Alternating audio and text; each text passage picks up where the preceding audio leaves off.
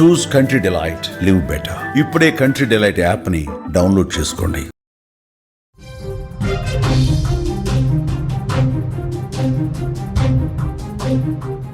Breaking news చూస్తున్నాం. పిల్లలకు శాపాలుగా మారుతున్న ఈ తల్లిదండ్రులు చేస్తున్నటువంటి పాపాలు. దయనీయంగా మమత పిల్లల పరిస్థితి ఉంది ప్రస్తుతం. హితేక్ష హత్య కేసులో మమత జైలుకెళ్ళింది. తల్లి కోసం పిల్లల ఎదురు చూపులు. రోజు కనిపించే అమ్మ కనిపించకపోవడంతో అమ్మా అమ్మా అంటూ కన్నీరు పెడుతున్నారు. పిల్లల పరిస్థితిపై అక్కడ ఉన్న స్థానికులు ఆవేదన వ్యక్తం చేస్తున్న పరిస్థితి. తల్లిదండ్రులు చేస్తున్న పాపాలు ప్రస్తుతం పిల్లలకు శాపాలుగా మారుతున్నాయా అంటే అవుననే సమాధానం వస్తోంది. ఇటీవల జరుగుతున్నటువంటి ఘటనలు ఎంతో మంది చిన్నారులను దిక్కు తోచని స్థితిలోకి నెట్టేస్తున్నాయి. అమ్మా నాన్న చేసిన తప్పులకు అభం శుభం తెలియని చిన్నారులు శిక్ష అనుభవిస్తున్నారు. అక్రమ సంబంధాలు, కుటుంబ కలహాలు లాంటి కారణాలు ఏవైనా సరే, భర్తను చంపి భార్య జైలుకెళ్ళటం, ప్రియుడితో జంపు కావటం, భార్య వదిలేసి ప్రియురాలతో భర్త వెళ్ళిపోవటం, ఇలాంటి నీచమైనటువంటి సంఘటనలతో సమాజం పూర్తిగా చెడిపోతుంది. ఇలాంటి ఘటనలతో ముఖ్యంగా పిల్లల పరిస్థితి అగమ్య గోచరంగా తయారవుతోంది. ఇప్పుడు జగిత్యాల జిల్లాలోని కోర్టులలో తల్లి తర్వాత తల్లి స్థానంలో ఉన్న పిన్ని మమత చిన్న పాపను హితేక్షను చంపేసి జైలుకి వెళ్ళిపోయింది. ఆ పాపం ఇప్పుడు పిల్లలకు చుట్టుకుంటోంది. మమత పిల్లలది ఇప్పుడు అదే దయనీయమైనటువంటి పరిస్థితి నెలకొని ఉంది. ఆ పిల్లలు బాగోగులు ఎవరు చూడాలి? అమ్మ అమ్మ అంటూ ఏడుస్తూ ఉన్నారు, కన్నీళ్లు పెట్టుకుంటా ఉన్నారు. మమత జైలుకు పోయింది. ఇప్పుడు ఆ తల్లి స్థానం ఎవరు కావాలి? ఎవరు చూస్తారు? ఆ బాధ్యతలు ఎవరు చూడాలి? మమతకు ఇద్దరు కూడా ఆడపిల్లలే ఉన్నారు. వారిది చాలా చిన్న వయసు. ఎక్కడో దూరాన సౌదీలో నాన్న లక్ష్మణ్ ఉంటాడు. పుట్టిన నాటి నుంచి అమ్మే వారికి సర్వస్వం. లోకానికి మమత ఓ నిందితురాలు ఇప్పుడు. కానీ వారికి మాత్రం ఓ మాతృమూర్తి. ఆమె లేనిదే వారికి పూట గడవదు. అన్నం తినిపించాలన్నా, స్నానం చేయించాలన్నా, జో కొట్టి నిద్ర పుచ్చాలన్నా అమ్మే కావాలి కదా. ఉదయం లేచి నుంచి రాత్రి పడుకునే వరకు అన్నీ అమ్మే. అమ్మ వెంటే ఉంటారు. అమ్మతోనే రోజంతా గడిచిపోతుంది. ప్రస్తుతం ఏం జరుగుతుందో కూడా అసలు వాళ్ళకి అర్థం కావట్లేదు. అమ్మ ఎందుకు కనిపించట్లేదు? అమ్మ ఎందుకు వెళ్ళిపోయింది? అమ్మను ఎందుకు పోలీసులు తీసుకెళ్ళిపోయారు? అసలు ఏం జరిగింది? ఇది కూడా తెలియనటువంటి అమాయకులు. అంత చిన్న వయసు, వాళ్ళకేం అర్థం కావట్లేదు ఏం జరుగుతుందో. హితేక్ష హత్య కేసులో మమత జైలుకి వెళ్ళటంతో ఆ పిల్లలు అమ్మ ఎక్కడా అంటూ కన్నీటితో నిండిన కళ్ళతో బిత్తర చూపులు చూస్తున్నారు. నాన్న అమ్మ ఎక్కడా అంటే లక్ష్మణ్ చెప్పలేని పరిస్థితి ఉంది. వారి తండ్రి అసలు ఏమీ మాట్లాడలేని పరిస్థితి ఉంది. ఆ పిల్లలు ఏం పాపం చేయలేదు, వారికి ఏ ఘోరం కూడా తెలియదు. కానీ మమత కంటే ఎక్కువ శిక్షను వాళ్ళు అనుభవిస్తున్నటువంటి పరిస్థితి ఉంది. ఎంత దారుణం చూడండి. మమత చేసినటువంటి ఆ పాపం పిల్లలకు చుట్టుకోవటం అంటే ఇదే కదా. ఎంత దారుణం. ఇప్పుడు నవీన కుమార్తెను, నవీన కూతురు హితేక్షను చాలా దారుణంగా కత్తితో పొడిచి చంపేసింది. నవీన మీద పెంచుకున్నటువంటి ఆ కోపం, ఆ కక్ష, ఆ పగతో రగిలిపోయి ప్రేమను నటించి అక్క అక్క అంటూ ప్రేమను నటిస్తూ నవీన లేని సమయంలో పాప హితేక్షను పక్కింటి బాత్రూంలోకి తీసుకెళ్లి చాలా దారుణంగా అప్పటికి పెట్టుకున్నటువంటి కత్తి కట్టరతో కోసి చంపేసింది. తనకు కూడా ఇద్దరు ఆడపిల్లలు ఉన్నారు. ఆ ఆడపిల్లల భవిష్యత్ ఏంటి? నేను దొరికిపోతాను, నేను జైలుకి వెళ్తాను, ఇదేమీ ఆలోచించాల. నేను జైలుకి వెళ్ళిపోతే నాకున్న ఇద్దరు ఆడపిల్లల పరిస్థితి ఏంటి? నా చిన్నపిల్లల పరిస్థితి ఏంటి? ఇది ఎక్కడ ఆలోచించాలా? ఇప్పుడు విషయం ఏంటంటే, ఈమె జైలుకు పోతే, ఈమె ఊచలు లెక్క పెడుతుంటే, జైల్లో చెప్పకూడదు ఏంటుంటే, ఆ ఇద్దరు పిల్లల బాగోగులు చూడాల్సిన బాధ్యత ఇప్పుడు నవీన్ మీదే పడింది. అక్క నవీనే చూసుకోవాల్సిన పరిస్థితి ఉంది ఇప్పుడు. ఆ ఇద్దరు ఆడపిల్లల బాగోగులు, వాళ్ళకి అన్నం తినిపించాలన్నా, నిద్ర పుచ్చాలన్నా, వాళ్ళ బాగోగులు చూడాలన్నా, వాళ్ళకి స్కూల్కి పంపించాలన్నా అంతా ఇప్పుడు చూసేది నవీనే కదా. నవీన కూతురునేమో మమత దారుణంగా చంపేసి జైలుకి వెళ్ళిపోయింది.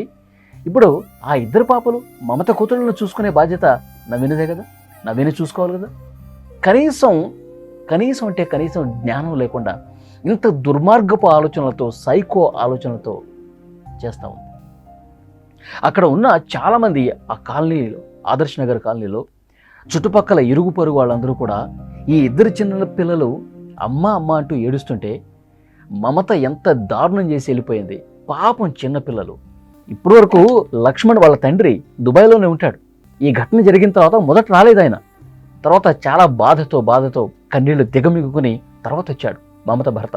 అసలు ప్రతిరోజు కూడా మమత వెంటే ఉంటారు కదా ఈ చిన్నపిల్లలు, అమ్మ అనుకుంటూ. పూర్తిగా ఆ ప్రేమాభిమానాలన్నీ కూడా, ప్రేమానురాగాలన్నీ కూడా తల్లితోనే ఆ ఇద్దరు చిన్నపిల్లలు. ఇప్పుడు మమత పూర్తిగా దూరం అయిపోయింది, జైలుకి వెళ్ళిపోయింది. ఆ చిన్నపిల్లలు ఏడుస్తూ ఉన్నారు.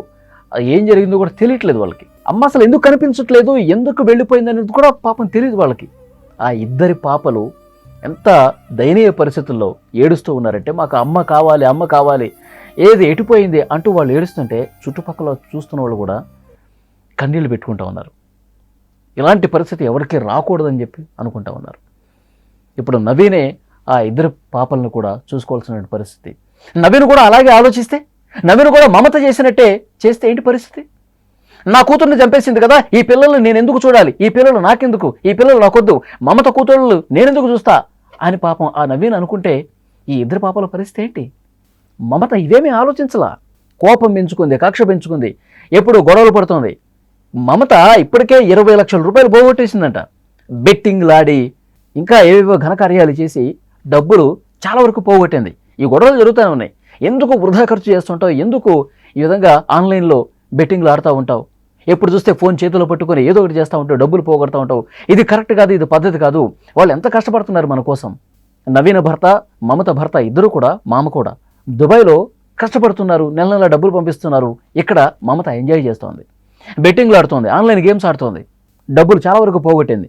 నా విషయాలు నీకెందుకు, నా జోలి నీకెందుకు, ఎందుకు దుబాయ్కి మాటిమాటికి ఫోన్ చేసి నా భర్తను ఇవన్నీ విషయాలు చెప్తా ఉంటావు, అతను నాకు ఫోన్ చేసి తిడతా ఉంటాడు, నీ పద్ధతి బాగాలేదు, ఇలాంటి గొడవలు జరుగుతూ ఉన్నాయి. 20 లక్షల రూపాయలు పోగొట్టేశావు, నువ్వు మంచి దారిలో నడవాలి, మన కుటుంబాలు బాగుండాలనే కదా అక్క నవీన చెప్తా ఉంది. ఇది మనసులో పెట్టుకుని, కోపం పెట్టుకుని నవీన ఏడవాలి, నవీన పూర్తిగా తన జీవితంలో ఏదో కోల్పోయిన బాధ కనిపించాలి, కుళ్ళి ఏడవాలి అని మనసులో ఒక కోపాన్ని, ఒక పగను పెంచుకొని చాలా దారుణంగా హితీక్ష చిన్న పాపని ఎవరు చూడని నిర్మానుష ప్రదేశానికి పక్కింటి బాత్రూంలోకి తీసుకెళ్లి కట్టర్తో, కత్తితో పొడిచి చంపేసింది. చాలా అంటే చాలా దారుణం. ఇదే కాదండి, ఇలాంటి కేసులు చాలా మనం చూస్తూ ఉన్నాం. భార్య అసలు పెళ్ళై 4 రోజులు అవుతుందో లేదో భర్తను సుపారీ గ్యాంగ్తో చంపించినటువంటి ఘటనలు మనం చూసాం. హనీమూన్ మర్డర్లు మనం చూసాం. మైనర్లు కూడా తల్లులను చంపేస్తున్నటువంటి ఘటనలు మనం చూసాం. ఈ సమాజం ఎడిపోతుందో ఏం అర్థం కావట్లా. అసలు పెళ్ళై పిల్లలున్న వాళ్ళు కూడా, 10-15 సంవత్సరాలు కాపురాలు చేసిన వాళ్ళు కూడా తమ భర్తల్ని చంపిస్తున్నారంటే ఈ సమాజం ఎంతగా చెడిపోయిందో, కొంతమంది వల్ల ఎంత దారుణమైనటువంటి పరిస్థితులు కనిపిస్తున్నాయి. మీడియాలో 1 సంవత్సర కాలంగా ఇలాంటి కల్చర్ ఎక్కువైపోయింది. చాలా అంటే చాలా దారుణాలు జరుగుతున్నాయి. నిన్న ఒక లేటెస్ట్ రిపోర్ట్ ఒకటి చూస్తే, నార్త్ ఇండియాలో విపరీతంగా భర్తల్ని చంపినటువంటి కేసులు వెలుగు చూస్తున్నాయి. కొన్ని వందల కేసులు కనిపిస్తున్నాయి. భార్య భర్తను చంపినటువంటి కేసులు కొన్ని వందలు రికార్డ్స్ అన్ని కూడా బయటకు వస్తూ ఉన్నాయి. చాలా అంటే చాలా దారుణమైనటువంటి సిచ్యువేషన్ కనిపిస్తుంది. కానీ ఈ పెద్దలు వీళ్ళు చేసినటువంటి ఈ దురాగతాలతో వాళ్ళు కళ్ళు నెత్తికెక్కి, మదమెక్కి, కామ కోరికలు ఎక్కువైపోయి ఇంత దారుణానికి తెగబడుతున్నటువంటి పరిస్థితి ఉంది. వాళ్ళు పాపాలు చేస్తూ ఉన్నారు, జైలుకు పోతున్నారు, కానీ శిక్ష అనుభవించేది ఏంటి? కొన్ని రోజులు జైలుకు పోతారు, అక్కడ వాళ్ళ మానాన్ని వాళ్ళు బతుకుతూ ఉంటారు, కానీ శిక్ష అనుభవిస్తుంది చిన్న పిల్లలు. పాపం అభం శుభం తెలియనటువంటి అమాయకులు కన్నీళ్లు పెట్టుకుంటున్నారు. అమ్మ, నాన్న ఎక్కడికి వెళ్ళారు? రోజు మాతోనే ఉండేవాళ్ళు కదా, మాకు అన్నం తినిపించేవాళ్ళు కదా, మమ్మల్ని పడుకోబెట్టేవాళ్ళు కదా, మాకు కథలు చెప్పేవాళ్ళు కదా, ఎక్కడికి వెళ్ళిపోయారమ్మా అంటూ ఆ చిన్న పిల్లలు ఏడుస్తుంటే శిక్ష చిన్న పిల్లలకా? ఈ చిన్నపిల్లల శిక్ష అనుభవించాల్సింది. చాలా అంటే చాలా దారుణమైనటువంటి పరిస్థితి ఉంది. కానీ వాళ్ళకి ఏ పాపం తెలియనటువంటి పరిస్థితి, ఏ ఘోరం కూడా తెలియదు ఆ చిన్నపిల్లలకి. మమత కంటే ఎక్కువ శిక్షను అనుభవిస్తున్నారు ఈ చిన్నపిల్లలు. ఏడుస్తున్న వాళ్ళని దగ్గర తీసుకుని హితేక్ష తల్లిదండ్రులే ఓదార్చే తంతు అక్కడ కనిపిస్తూ ఉంది. అందరి గుండెలు కూడా పగిలిపోతున్నాయి ఆ సీన్ చూస్తుంటే. ఈ ఘటనలో కాదు, ఇటీవల ఇలాంటి దారుణాలు ఇంతకుముందు నేను చెప్పినట్టు చాలా అంటే చాలా జరుగుతున్నాయి. పిల్లల జీవితాలను ప్రభావితం చేస్తున్నటువంటి పరిస్థితి ఉంది. అనైతిక సంబంధాలు, దురాలోచనలు నిండిన అమ్మా నాన్నలు ప్రతి ఒక్కరూ కూడా ఒక్కసారి ఆలోచించాలి. తమ పిల్లల కోసం ఆలోచించాలి, తమ భవిష్యత్తు కోసం ఆలోచించాల్సినటువంటి అవసరం ఉంది. కోపతాపాలు, క్షణిక సుఖాల కోసం వెంపర్లాడితే ఈ లోకానికి మీరే పరిచయం చేసినటువంటి మీ కన్న పేగులు ఆగమైపోతున్నది గుర్తు రావట్లేదా? దయచేసి ప్రతి తల్లిదండ్రులకు చెప్తా ఉంది, పిల్లల భవిష్యత్ ఒక్కసారి ఆలోచించండి. వాళ్ళందరికీ ఒక హెచ్చరిక చేస్తా ఉన్నాం. ఒక్కసారి ఆలోచించండి. ఇలాంటి దుర్మార్గమైనటువంటి ఆలోచనలు కట్టిపెట్టండి. ఇప్పటికైనా పిల్లల భవిష్యత్తును నాశనం చేయకండి.